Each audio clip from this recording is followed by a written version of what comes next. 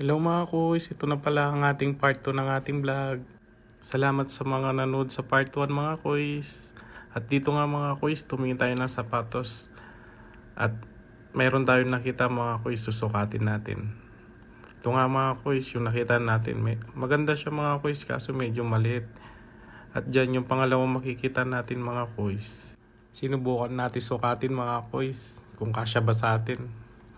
Ito nga mga kuys, habang sinusukat ko yung kasama ko, tumitingin rin sa mga ibang mga sapatos mga kuys. At nung pagkasukat nga natin dyan mga kuys, parang medyo masikip. Pero pinilit pa rin natin para makita natin kung talagang kakasya hindi. At yan nga mga kuys, nung nasukat natin, medyo masikip siya mga kuys. Kaya ang gagawin natin dyan, ibinalik na lang natin mga kuys at nagtumingin tayo ng iba. At dito nga mga kuys, habang naglalakad tayo, nakakita tayo ng isa pa. At dito nga mga kuys, parang sa tingin ko kasyang kasya. At medyo maganda siya mga kuys. Leather pala yung balat niya mga kuys. Urban Light. At dyan mga kuys, sinubukan ko siyang sukatin ulit mga kuys. Bali makikita nyo mga kuys, pag isusukat ko siya dyan mga kuys, napakaangas niya. Tsaka nga pala mga kuys, advice ko lang sa mga kabayan natin dyan na gusto magpadala ng box. Pwede kayong pagpunta dito mga kuys. Marami kayong makikita dito. Tulad yan mga kuys, nung sinukat natin, swak na swak. Ang ganda mga kuys, bagay na bagay sa pormahan natin. Tapos nga, nung mga kuys, inubad natin, tatanungin natin yung presyo. Tinanungan natin yung presyo dyan mga kuys. Sabi nga ng titinda mga kuys, 40 SR. Kaya mga kuys, tinawaran pa natin ng 20. At yun nga mga kuys, binigay niya. Yan nga mga kuys, pinapakita ko sa inyo. Ang ganda nung napili natin mga kuys. Bibili natin yan mga kuys para kapag nauwi tayo ng Pinas mga kuys, magbakasyon man tayo, meron tayong may papamigay sa mga kapatid, pamangkin, o tropa mga kuys. Tuwang-tuwa nga tayo dyan mga kuys dahil binigay niya doon sa presyong gusto natin na 20. 20 SR lang mga kuys oh. Kaya bilhin na yan. Kaya yan mga kuys, binili natin yan mga kuys. Dahil swak naman sa budget natin mga kuys. At pagtapos nga natin binayaran niya mga kuys, lumipat na tayo sa mga vintage na gamit. At dito nga mga kuys, nakakita tayo ng piano. Napakaganda mga kuys. Meron ring gitara mga kuys. Kaya naumaling ako mga kuys, pinasok natin tong pwesto na to at tumingin tayo ng vintage. Baka makachamba tayo mga kuys. Kasi kung minsan kung titingin ka sa mga ganito mga kuys, makakachamba ka ng vintage. Lalo na kung marunong ka talaga na tumingin ng mga vintage mga kuys. Kapag ibinenta mo sa Pinas, legit, mahal mga kuys. Benta mo kay Boss Toyo mga kuys. Kaya dyan mga kuys, nagtingin-tingin muna tayo dyan mga kuys. Baka may machambahan tayo mga kuys. Nagtitingin pala ako dyan mga kuys. Nagtitingin ako kung may mga gold coin, ganyan. Yung mga coin mga kuys. Kasi kadalasan dun may machachambahan ka talaga na gold mga kuys. Kaya sa mga hilig dyan sa mga vintage mga kuys, meron rin dito mga kuys sa Raj. Punta lang kayo dito mga kuys. Hanap-hanap lang kayo. Gala-gala kayo dito mga kuys. Marami kayong makikita dito mga kuys. Basta magtiyaga lang kayo maghanap. At dyan nga mga kuys, pinagtiyagaan natin makahanap tayo mga kuys.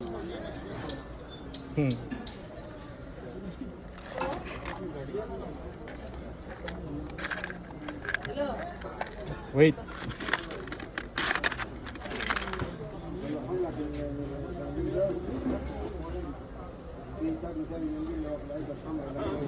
Made in Japan.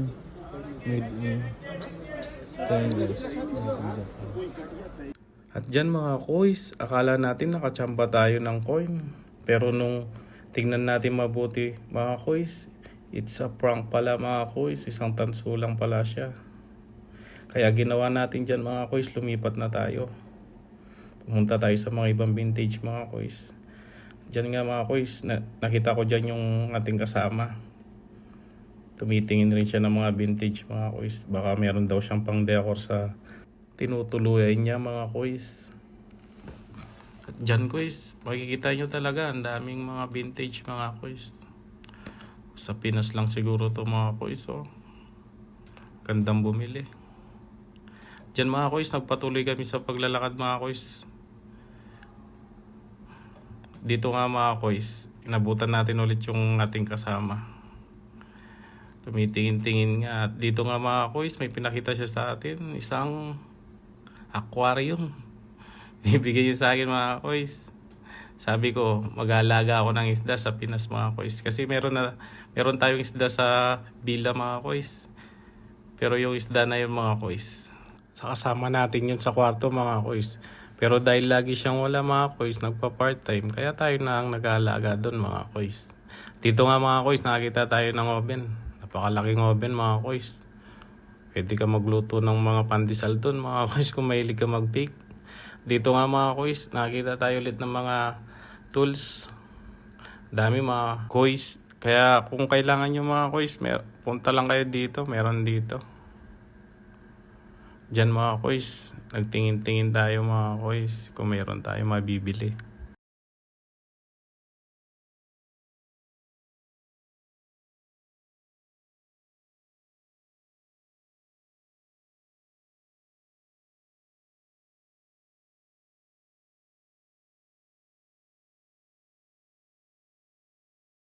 At dito nga mga kuys, habang tumitingin tayo, ay naramdaman natin na parang nauwaw tayo mga kuys. Kasi nga, sobrang init talaga mga kuys. Kaya minabuti namin mga kuys na magpahinga muna at bumili ng maiinom na malamig.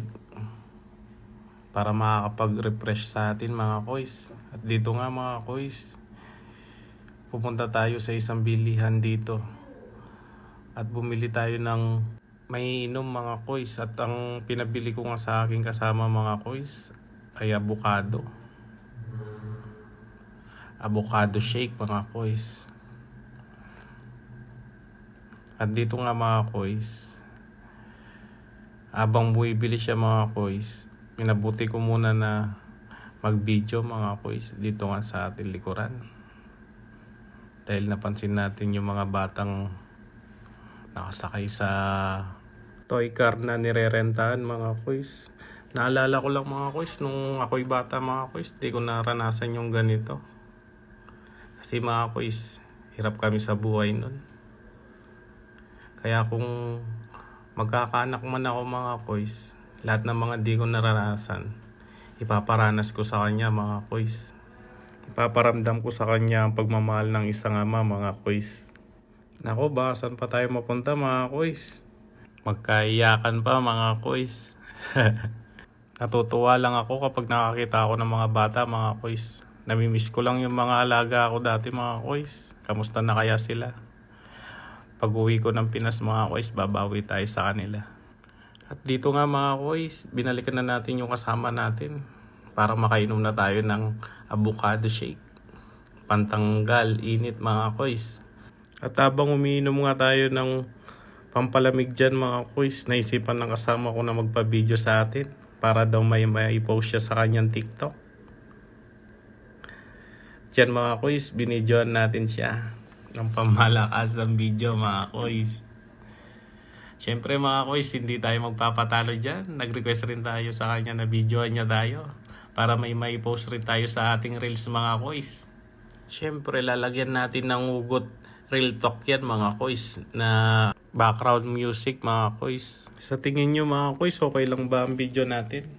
Comment lang kayo mga kuys. Para kapag mayroon tayong dapat i-improve mga kuys, gagawin natin para sa ikakaganda ng ating vlog. At dito nga mga kuys, pagkatapos namin nag-video mga kuys ng aming pang reels, naglakad-lakad na kami ulit. At nakapunta nga kami dito sa mga sapatos ulit mga kuys. At dito mga kuys, sa pagtingin-tingin natin ng sapatos mga kuys, may nakita tayong isa. Kaso mga kuys, nung tinanong natin yung price mga kuys, medyo hindi kaya ng budget natin. Kasi bago daw to mga kuys, kaya ganun medyo mataas ang price. Kaya tumingin na lang tayo ng mga damit mga kuys. At dito nga mga kuys, habang tumitingin tayo ng mga damit mga kuys, yan pala mga damit na yan mga kuys, pull out yan sa mall mga kuys, kaya goods na goods. Bago yan mga kuys. At dito nga mga kois, nakita yung ating kasama ng isa. Yan mga kois. Marvel, napakaangas mga kois. Bagong-bago yan mga kois, pull out lang sa mall yan mga kois. Bali ang presyohan yan mga kois, 20 na lang. 20 SR mga kois. At dito mga kois, habang tumitingin tayo mga kois, may nakita yung ating kasama na isa, ang ganda daw ng design mga kois. Oo nga mga kois, nung tinignan ko, swak na swak mga kois, kaya bibilin natin yan mga kois. Yan yung isa sa mga nabili natin mga kois na damit. Sa tingin nyo mga kois, maganda ba? Kasi ako nagandaan ako mga kois. Rock and Morty mga kois. At dito nga mga kois, bago tayo umuwi mga kois, kasi matatapos na ang vlog natin mga kois. At ganyan nga kalawak mga kois ang pinuntahan natin mga kois. Inabot rin tayo ng ilang oras sa paglalakad dyan mga kois. Kahit sobrang init, makapag-vlog lang tayo. Yan mga kois, hanggang dito na lang ang vlog natin. Hanggang sa muling pagkikita. Salamat mga kois, pauwi na tayo. Sir, ay ka naman.